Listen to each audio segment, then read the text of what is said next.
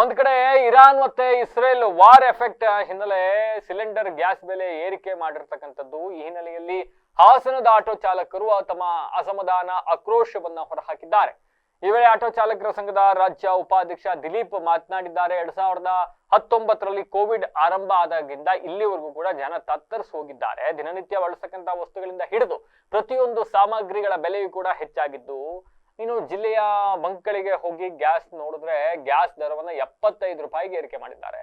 ಇದರಿಂದ ಆಟೋ ಚಾಲಕರು ಜೀವನ ನಡೆಸೋದು ತುಂಬಾ ಕಷ್ಟಕರವಾಗಿದೆ. ದಿನೇ ದಿನೇ ಆಟೋಗಳ ಸಂಖ್ಯೆ ಕೂಡ ಹೆಚ್ಚಾಗ್ತಾ ಇದೆ.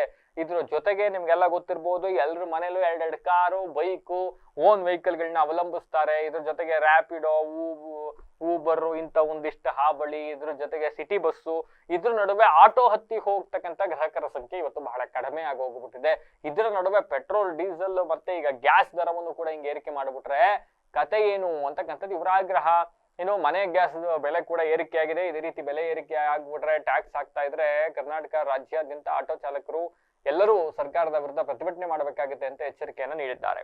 ಆಮೇಲೆ ಇಂಥ ಸಂದರ್ಭದಲ್ಲಿ ಯುದ್ಧ ಇಂಥವೆಲ್ಲ ನಡೆದ ಸಂದರ್ಭದಲ್ಲಿ ಜಾಗತಿಕವಾಗಿ ಒಂದಿಷ್ಟು ನಾನು ಆಗ್ಲೇ ಹೇಳ್ದಂಗೆ ಪರಿಣಾಮಗಳು ಬೀಳುತ್ತೆ. ಹೌದು, ಇರಾನ್ ಇಸ್ರೇಲ್ ಯುದ್ಧ ನಡೀತಾ ಇದ್ರು ಕೂಡ ಅದು ಭಾರತದ ಮೇಲೆ ಎಫೆಕ್ಟ್ ಆಗುತ್ತೆ. ಯಾಕೆ ಅಂತ ಅಂದ್ರೆ ನಾವು ಆ ದೇಶಗಳಿಂದ ಗ್ಯಾಸು, ಪೆಟ್ರೋಲ್ ಇವೆಲ್ಲನೂ ಖರೀದಿ ಮಾಡ್ತಾ ಇದೀವಿ, ಫೈನ್. ಬಟ್ ಇದೊಂದೇ ದೇಶಕ್ಕೆ ನಾವು ಅವಲಂಬಿಸಿಲ್ಲ.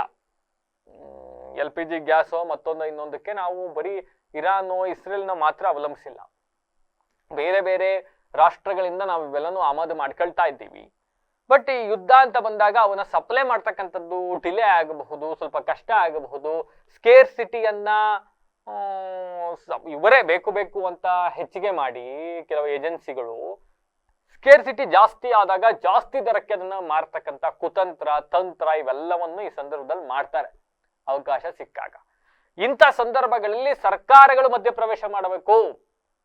ಸರ್ಕಾರಗಳು ಮಧ್ಯಪ್ರವೇಶ ಮಾಡಿ ಯಾವುದೋ ಒಂದು ಏಜೆನ್ಸಿ XYZ ನಿನ್ನ ಹತ್ರ ಸ್ಟಾಕ್ ಎಷ್ಟಿದೆ, ಯಾರ್ಯಾರಿಗೆ ಕೊಡ್ತಾ ಇದೀಯಾ, ಇನ್ನು ಎಷ್ಟು ಸ್ಟಾಕ್ನ ಇಟ್ಕೊಂಡಿದೀಯಾ, ಯಾವ ತರ ವಿತರಣೆ ಆಗ್ತಾ ಇದೆ, ಎಷ್ಟಕ್ಕೆ ವಿತರಣೆ ಆಗ್ತಾ ಇದೆ ಅನ್ನೋದ್ರ ಬಗ್ಗೆ ಮಾನಿಟರಿಂಗ್ ಮಾಡಬೇಕು. ಎಲ್ಲರೂ ಭ್ರಮೆ, ಯುದ್ಧ, ಪೆಟ್ರೋಲ್ ಸಿಗೋದಿಲ್ಲ, ನಾಳೆ ಗ್ಯಾಸ್ ಸಿಗೋದಿಲ್ಲ. ನೋ, ಆ ಸ್ಥಿತಿ ಇಲ್ಲ ಇಲ್ಲಿ. ನಾವು ಬರೀ ಇದೊಂದು ದೇಶ ಅವಲಂಬಿಸಿಲ್ಲ, ಇಂಥ 4 ದೇಶಗಳಿಂದ ನಾವು ಆಮದು ಮಾಡ್ಕೊಳ್ತೀವಿ.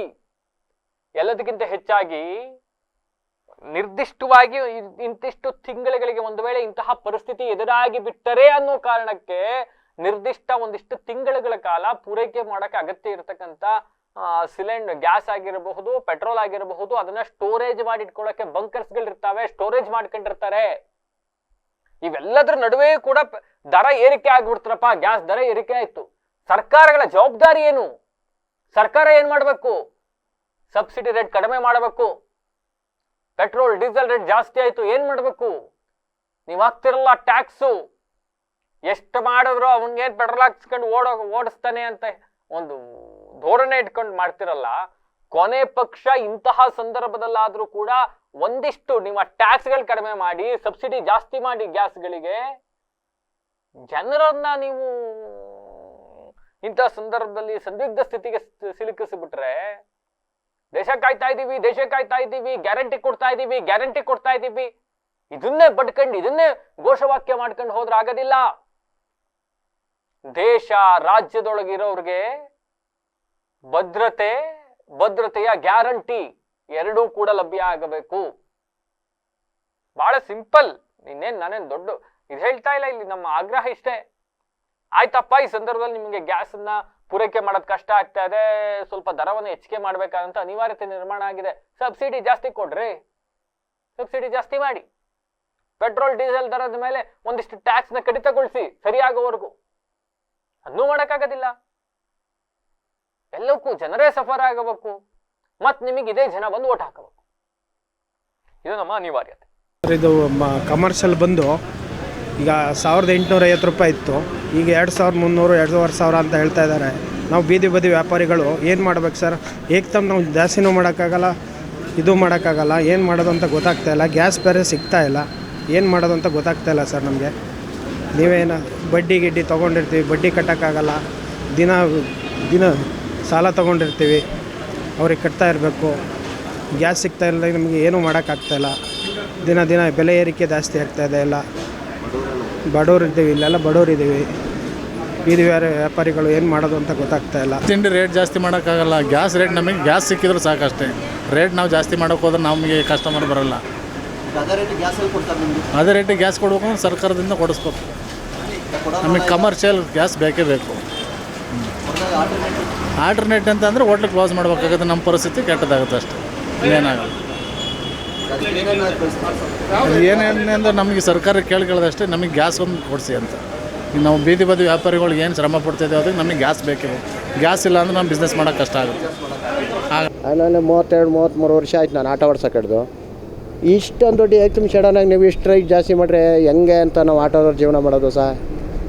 ಹಾಂ ನೀವೇ ಹೇಳಿ, ಜೀವನ ಮಾಡೋಕ್ಕಾಗಲ್ಲ. ನೆನ್ನೆ 75 ರೂಪಾಯಿ 80 ರೂಪಾಯಿ ಗ್ಯಾಸ್ ತುಂಬವ್ರು ನೆನ್ನೆ. ಹೆಂಗಂತ ನಾವು ಜೀವನ ಮಾಡೋಕ್ಕಾಗುತ್ತೆ ಹೇಳಿ ನೋಡೋಣ. ನೀವು ಆದಷ್ಟು ಒಂದು ಸ್ವಲ್ಪ ನೀವು ಬಡವ್ರನ್ನ ಒಂದು ಸ್ವಲ್ಪ ನೋಡಿ ಇದು ಮಾಡಿ ಒಂದು ಸ್ವಲ್ಪ ರೈಟ್ ಕಮ್ಮಿ ಮಾಡಿ ಇದು ಮಾಡಿ ಕೊಡಬೇಕು ಸರ್. ನಾವು ಈ ಥರ ನಾವು ಇತ್ತೀಚಿನ ದಿನಗಳಲ್ಲಿ ಕೋವಿಡಿಂದ ಇಲ್ಲಿವರೆಗೂ 2019ನಿಂದ ತತ್ತರಿಸಿ ಹೋಗ್ಬಿಟ್ಟಿದ್ದೀವಿ. ಯಾವ ಥರ ದಿನನಿತ್ಯ ಉಪಯೋಗಿಸ್ತಕ್ಕಂಥ ಏನು ಸಾಮಗ್ರಿಗಳಿದೆ ಪ್ರತಿಯೊಂದೂ ಜಾಸ್ತಿ ಆಗಿದೆ. ನಮ್ಮ ಅನಿಸಿಕೆ ಏನಾಗಿದೆ ಈಗ ಅಂತಂದರೆ, ಬಡವರು ನಮ್ಮ ರಾಜ್ಯದಲ್ಲಿ, ಕರ್ನಾಟಕ ರಾಜ್ಯದಲ್ಲಿ ಮೊದಲು ನಾವು ಬಡವರು ಬದುಕಬೇಕೋ ಬೇಡವೋ ಅನ್ನೋದು ನಮ್ಮ ಮೇಲೆ ಜಿಗುಪ್ಸೆ ಆಗಿದೆ. ಯಾವ ಥರ ಅಂದರೆ ಒಂದೊಂದು ಅಡುಗೆ ಆಯಿಲಿಂದ ಹಿಡಿದು ಬೇಳೆ ಸೊಪ್ಪು ಸೆದೆ ಪ್ರತಿಯೊಂದೂ ಕೂಡ ಗ್ಯಾಸು, ಪೆಟ್ರೋಲು, ಡೀಸೆಲ್ಲು ಈ ಥರ ಏನೇನು ಆಯ್ತಾಯಿದೆ ಅನ್ನೋದು ಅರ್ಥ ಆಗಿದೆ. ಸರ್ ಈಗ ಏನಾಗಿದೆ ಅಂದರೆ ಸರ್ಕಾರದಿಂದ ಸರ್ ನಮಗೆ 5 ಯೋಜನೆ ಅಂತ ನಮಗೆ ಜಾರಿ ಮಾಡಿದ್ದಾರೆ ಸರ್. ಮೊದಲನೇದಾಗಿ ಸರ್ ಹಾಸನದಲ್ಲಿ ನಮ್ಮ ರಾಜ್ಯ ಸರ್ ಆಟೋ ಅನ್ನೋ ಡಿಪಾರ್ಟ್ಮೆಂಟ್ಗೆ ಬೆಲೆ ಇಲ್ದಂಗೆ ಮಾಡಾಕಿದೆ ಸರ್ ಈ ಸರ್ಕಾರ. ಟ್ರಾನ್ಸ್ಪೋರ್ಟ್ ಅನ್ನೋದೇ ಹಾಳಾಗೋಗಿದೆ ಸರ್ ಈ ಸರ್ಕಾರದಿಂದ. ಸರ್ ಈಗ ಯುದ್ಧ ಸ್ಟಾರ್ಟ್ ಆಗಿರೋದು 2 ದಿನ ಸರ್. ಪ್ರತಿಯೊಂದೊಂದು ಬಂಕಲ್ಲೂ ಒಂದೊಂದು ರೇಟ್ಗಳು ಫಿಕ್ಸ್ ಮಾಡ್ಕೊಂಡ್ಬಿಟ್ಟಿದ್ದಾರೆ ಅವ್ರಿಗೆ ಇಷ್ಟ ಬಂದಿದ್ದ ರೇಟ್ಗಳಲ್ಲಿ. ಕೆಲವು ಬಂಕ್ಗಳಲ್ಲಿ 55 ರೂಪಾಯಿ ಇದ್ದಿದ್ದು ಗ್ಯಾಸ್ ಸರ್ ನಮಗೆ ಭಾಳ ಆರ್ಥಿಕ ಪರಿಸ್ಥಿತಿಲಿದ್ದೀವಿ ನಾವು. ಏನಂದ್ರೆ ಇವಾಗ ನಮಗೆ ಹೆಂಗಸರುಗಳಿಗೆ ಅವ್ರಿಗೆ ಅಂತ 2000 ರೂಪಾಯಿ ಅದು ಇದು ಫ್ರೀ, ಕರೆಂಟ್ ಬಿಲ್ ಫ್ರೀ ಅಂತ ಮಾಡ್ತಾವ್ರೆ. ಆದರೆ ಇಲ್ಲಿ ನಮಗೆ ತಿಂಗಳಿಗೆ 5000-6000 ರೂಪಾಯಿ ಮೈ ಮೇಲೆ ಹಾಕ್ತವ್ರೆ. ಎಣ್ಣೆ ರೇಟ್ ಜಾಸ್ತಿ ಆಯಿತು, ಗ್ಯಾಸ್ ರೇಟ್ ಜಾಸ್ತಿ ಆಯಿತು, ಅಕ್ಕಿ ರೇಟ್ ಜಾಸ್ತಿ ಆಯಿತು, ದಿನಸಿ ಕಾಳುಗಳು ಜಾಸ್ತಿ ಆಯಿತು. ಅದೆಲ್ಲ ಯಾರು ಕೊಡ್ತಾರೆ? ಇಂಥ ಪರಿಸ್ಥಿತಿಯಲ್ಲಿ ನಾವು ಕಷ್ಟದಲ್ಲಿರ್ಬೇಕಾರೆ ಫ್ರೀ ಕೊಡ್ತೀನಿ ಅಂತ ನಮ್ಮನ್ನೇ ಕಿತ್ಕೊಂಡು ತಿಂತವ್ರ ಹೊರ್ತು. ಈ ಥರ ಆದರೆ ನಾವು ಹೆಂಗೆ ಬಡ್ಡಿ ಸಾಲ ತಂದು ಬಡ್ಡಿ ಕಟ್ಟೋದು, ಬಡ್ಡಿ ಮಾಡೋದು, ದಿನಕೂಲಿ ಮಾಡೋರು ನಾವು. ಇಲ್ಲಿ ಉಳಿದ್ರೆ ನಮಗೆ ಕೊಡೋದು, ಇಲ್ಲೇ ಉಳಿಲಿಲ್ಲ ನಾವು ಏನು ಮಾಡಬೇಕು? ಇಂಥ ಸರ್ಕಾರ ನಮ್ಗೆ ಏನಕ್ಕೆ ಬೇಕು? ಇಂಥ ಇದು ನಮ್ಗೆ ಯಾಕೆ ಬೇಕು?